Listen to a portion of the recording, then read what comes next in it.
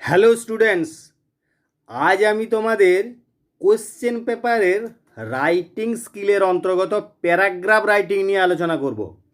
একটি প্যারাগ্রাফ বা অনুচ্ছেদ লেখার আগে কয়েকটি বিষয় অবশ্যই মনে রাখতে হবে। How to right a paragraph, অর্থাৎ কিভাবে প্যারাগ্রাফ লিখতে হবে। আমি কয়েকটি রুলস বা নিয়মের কথা বলি। প্রথমে, উত্তরপত্রের নির্দিষ্ট জায়গায় যেখানে তোমাকে বায়োগ্রাফি সহ যে কোনো প্যারাগ্রাফ লিখতে হবে, সেই জায়গায় প্রথমে একটি শিরোনাম বা টাইটেল লিখবে। আর আমি শিরোনাম বা টাইটেল সম্পর্কে আগে বলেছি যে শিরোনাম বা টাইটেলটিতে আর্টিকেল, প্রিপোজিশন, কনজাংশন ছাড়া যে কোনো শব্দে প্রথম অক্ষর ক্যাপিটাল লেটার হবে। তবে যদি আর্টিকেল বা প্রিপোজিশনটা প্রথমে থাকে তাহলে সেটা ক্যাপিটাল লেটার হতে পারে, না হলে আর্টিকেল, প্রিপোজিশন, কনজাংশন মাঝে থাকলে সেটা স্মল লেটার হবে। বাকি সব শব্দে প্রথম অক্ষর ক্যাপিটাল লেটার, অর্থাৎ আর্টিকেল, প্রিপোজিশন, কনজাংশন ছাড়া সব শব্দে প্রথম অক্ষর ক্যাপিটাল লেটার হবে। আরেকটা খেয়াল করবে যে হেডিংয়ে হয়তো ইয়োর দিয়ে কোনো কিছু প্রশ্ন করা আছে, অর্থাৎ যে write a paragraph on your aim in life, your school, your village, your favourite season, সেই সব ক্ষেত্রে যেগুলো আমার হতে পারে সেগুলো মাই দিয়ে লিখতে হবে, বা যেগুলো আমাদের ব্যাপার সেগুলো আওয়ার লিখলে, যেমন ধরো বলা হলো যে ইয়োর স্কুল, তখন লিখলে প্যারাগ্রাফে হেডিংয়ে our school. Your favourite season, তখন তুমি লিখলে my favourite season. Your aim in life, তখন লিখলে মাই এম ইন লাইফ। এইভাবে হেডিংটি করতে হবে। এরপরে যে হিন্টস বা পয়েন্টগুলি দেওয়া আছে সেগুলির উপরেই লিখতে হবে, একটি পয়েন্টও কিন্তু বাদ দেওয়া যাবে না। তবে ওই পয়েন্টগুলির সঙ্গে সামঞ্জস্য রেখে নিজের কোনো পয়েন্ট যোগ করা যেতে পারে, কিন্তু পয়েন্টগুলিকে অবশ্যই কভার করতে হবে এবং প্রত্যেকটি পয়েন্টের উপর একটি দুটি যেমন করে লেখা যাবে সেইভাবে সেন্টেন্সগুলি লিখতে হবে, পয়েন্টগুলি বাদ দেওয়া যাবে না। আর চেষ্টা করতে হবে নির্দিষ্ট শব্দের মধ্যেই প্রতিটি পয়েন্টের উপর একটি অথবা দুটি সেন্টেন্স লিখে নির্দিষ্ট পয়েন্টের উপর ভিত্তি করে নির্দিষ্ট শব্দের মধ্যে, অর্থাৎ ওয়ার্ড লিমিট, যে ওয়ার্ড লিমিটটা তোমাদের কোশ্চেনে বলা থাকে সে ওয়ার্ড লিমিটের মধ্যে একটি মাত্র সিঙ্গেল প্যারাগ্রাফে পুরো উত্তরটি লিখতে হবে। অর্থাৎ রাইট এ প্যারাগ্রাফ মানে একটি প্যারাগ্রাফের মধ্যেই তোমাকে পুরো উত্তরটি লিখতে হবে। কি সেন্টেন্স বা টপিক সেন্টেন্স, অর্থাৎ মূল বাক্যটা প্যারাগ্রাফের শুরুতেই লিখে দেওয়া ভালো, বা শুরুতে তোমাকে লিখতে হবে যেটি মূল বাক্য, অর্থাৎ যে বিষয়টি নিয়ে আমাদের প্যারাগ্রাফটি লেখার কথা সেইটি প্রথমেই লিখতে হবে। এরপর আমি কিভাবে এই পয়েন্টগুলোর উপর ভিত্তি করে এবং এই সমস্ত রুলস মেনে প্যারাগ্রাফ লেখা যায় তার একটু আলোচনা করলাম এখানে, এবং কয়েকটি উদাহরণ দিয়ে তোমাদের বুঝিয়ে দিলাম। যেমন হয়তো 1 নম্বরে এরকম প্রশ্ন রইল, write a short paragraph on the usefulness of trees with with using the points given below. এরপরে এটা শব্দ লিমিট 100 থাকতে পারে, 120 থাকতে পারে, 150 থাকতে পারে। আমি একটা প্যারাগ্রাফ দিয়েছি যেটা সাধারণত 120-র কাছাকাছি শব্দ লিমিট বা ওয়ার্ড লিমিটটা রয়েছে। তোমরা দেখো প্রথমে পয়েন্ট দেওয়া থাকবে, পয়েন্টগুলো এরকম দেওয়া হলো, trees best friend, we can not live without trees, gives fruits and flowers, cool shade, home for beasts and birds, gives oxygen and takes carbon dioxide, causes rainfall, stops soil erosion, needs afforestation ইত্যাদি। এরপরে এই পয়েন্টগুলোর উপর ভিত্তি করে এবং প্রশ্নে দেওয়া দেখো শিরোনাম বা টাইটেলটি দেওয়া রয়েছে, সেই টাইটেলটি আগে প্রথমেই লিখব। আমি প্যারাগ্রাফটি লিখতে গেলে প্রথমেই হেডিংটি লিখলাম, টাইটেলটি লিখলাম। এখানে প্রশ্নে যে হেডিংটি দেওয়া রয়েছে সেটি কি না, দি ইউজফুলনেস অফ ট্রিজ। এখানে হেডিংয়ে খেয়াল করে দিয়েরটি বড় যেহেতু প্রথমে রয়েছে, কিন্তু মাঝখানে অফ প্রিপোজিশন অফের ওটা ছোট করেছি, দি ইউজফুলনেস অফ ট্রিজ। এরপর এখানে একটা হয়তো হেডিংটার নিচে আন্ডারলাইন একটা করতে পারো, ভালো সুবিধা হবে, দেখতে ভালো লাগবে। এরপর প্যারাগ্রাফের শুরুতে কি সেন্টেন্স, অর্থাৎ মূল যে টপিক সেন্টেন্সটি আছে সেটি লিখব। সেটি কি না, trees are our best friends. এরপরে এটি লিখে তারপরে পরই আমরা ওই পয়েন্টগুলোর উপর ভিত্তি করে করে আরও সেন্টেন্সগুলি লিখছি। দেখো যেমন লিখলাম তারপরে, we can not live without them, trees give us fruits, flowers, medicines, fuel, honey, wax, cool shade and what not. তারপর লিখলাম দেখো, trees provide best home for beasts and birds,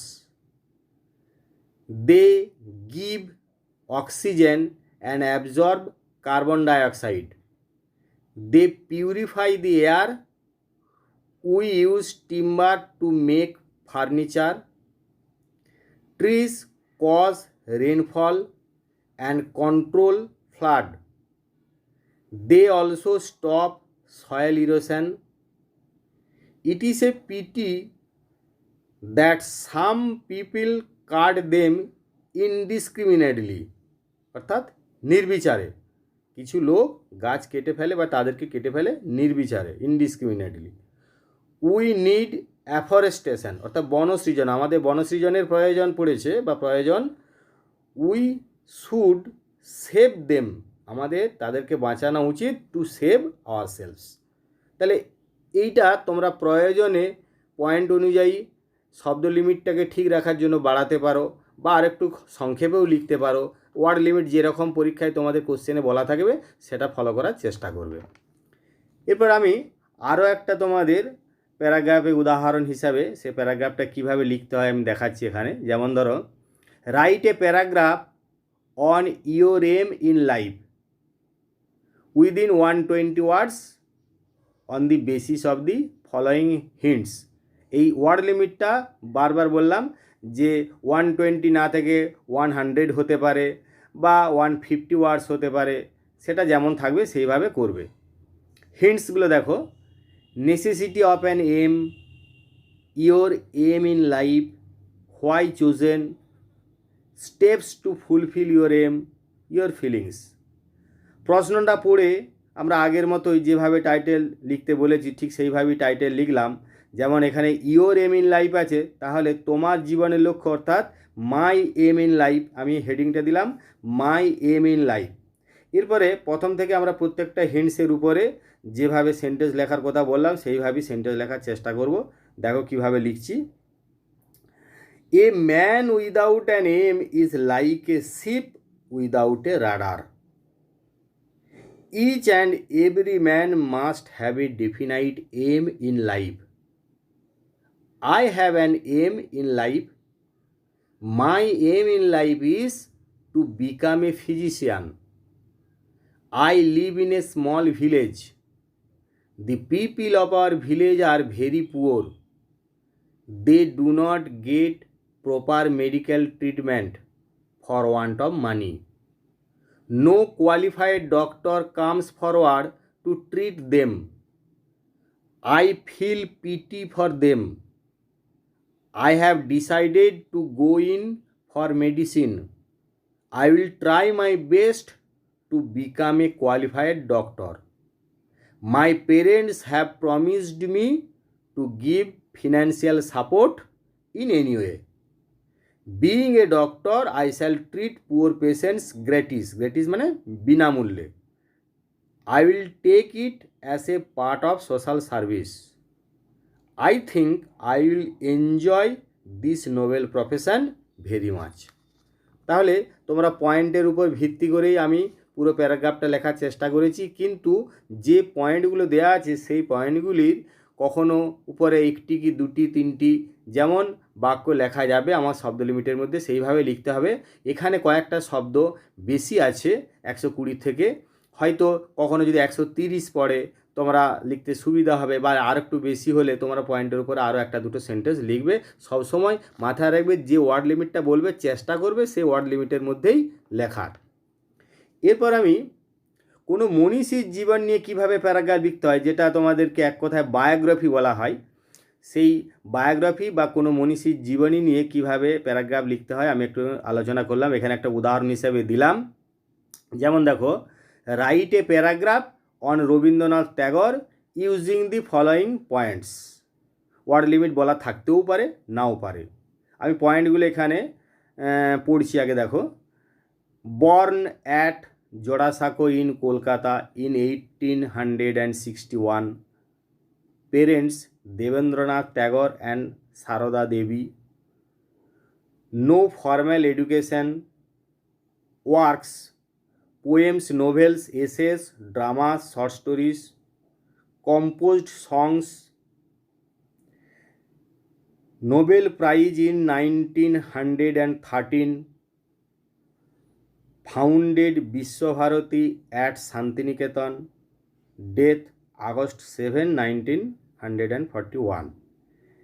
এরপরে আমি বলি, হেডিং তো আমি সহজেই বুঝতে পারছি, রবীন্দ্রনাথ ঠাকুরের উপরে প্যারাগ্রাফটি লিখতে হবে, তাই হেডিংয়ে লেখা কোনো অসুবিধাই নেই। রবীন্দ্রনাথ ট্যাগর আমি হেডিং দিলাম প্রথমে।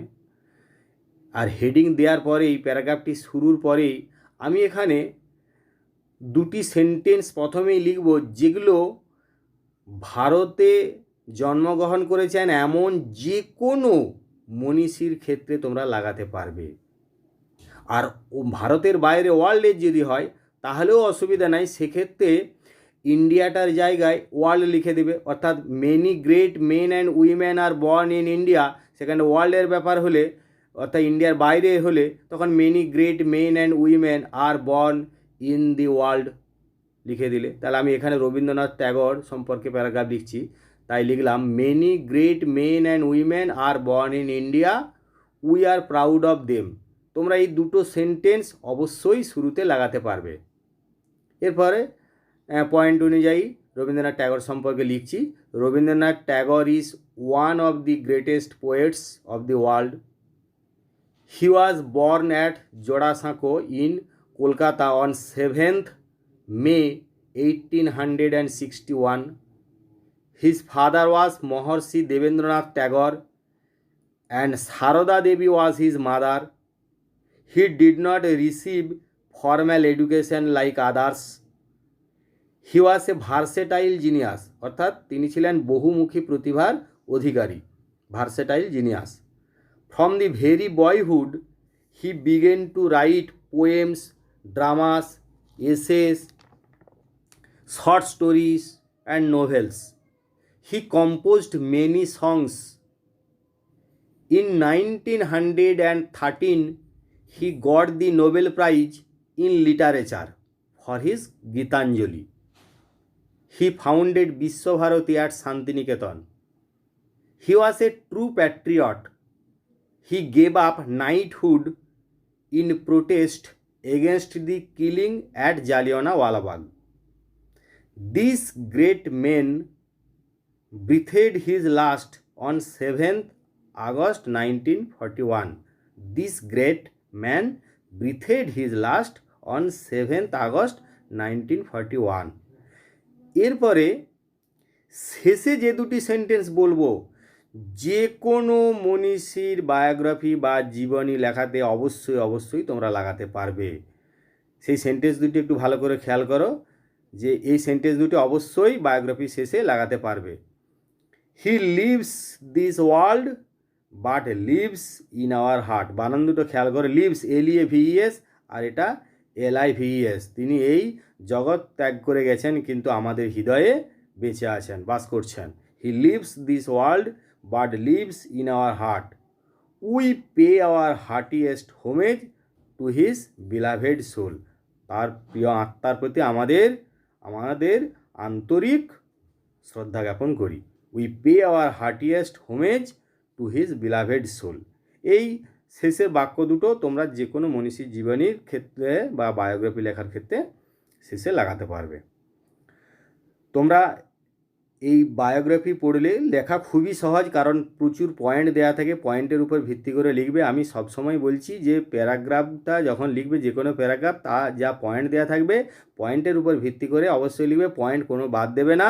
পয়েন্টের বাইরে অর্থাৎ পয়েন্ট যদি না দেওয়া থাকে তাহলে তোমরা সেই মনীষী সম্পর্কে যা জানো নিজের মতন করে লিখবে, আর সব কিছু লিখবে একটি সিঙ্গেল প্যারাগ্রাফের মধ্যেই।